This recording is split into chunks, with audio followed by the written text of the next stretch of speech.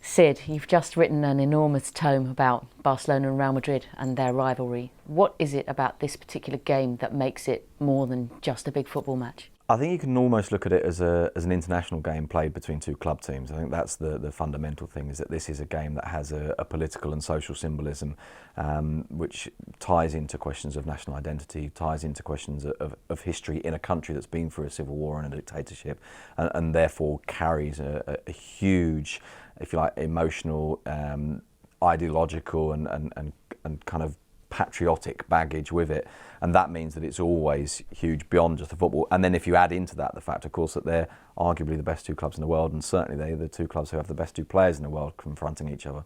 Is there a danger sometimes that it gets overtaken by the Ronaldo-Messi situation? Because that would be, in a way, to undermine so much more about this game. Yeah, Messi and Ronaldo have come to kind of represent the two clubs in a way that the rivalry almost gets reduced down to these two men, and there is a danger in that, because they have also got other brilliant players. They're also clubs with such a huge history that while these two men, by the time they retire, will have been absolutely fundamental players in the history of the two clubs, there is still a history there with Alfredo Di Stefano and Johan Cruyff and countless other great players.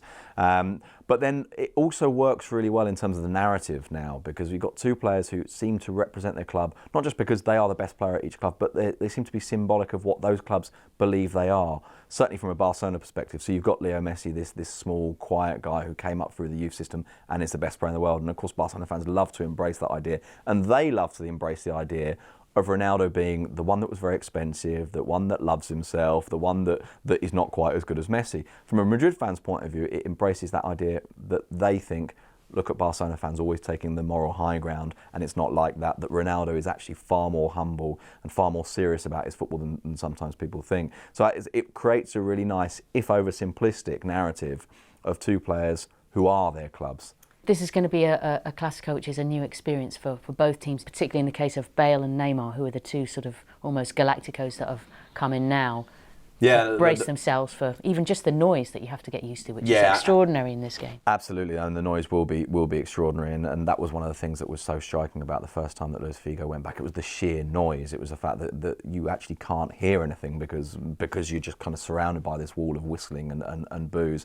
And I think for Bale, this will be a genuinely big deal. I mean, this will feel different to anything else. And there's a nice remark, Michel Salgado saying that he told David Beckham, trust me, you've never seen anything like this. You might have done a Manchester United Liverpool, you might have done a Manchester derby, you've played in the European Cup final, but nothing will prepare you for this. And it doesn't, sometimes because of crazy things that go on, like pigs' heads being thrown on the pitch, but also because of the build up to it, the fact that it feels like it consumes the entire country, for not just for the game, not even just for the week, but for the whole season. It's about the two Clásicos, or the 4 or the 6, depending on what competitions they meet each other in.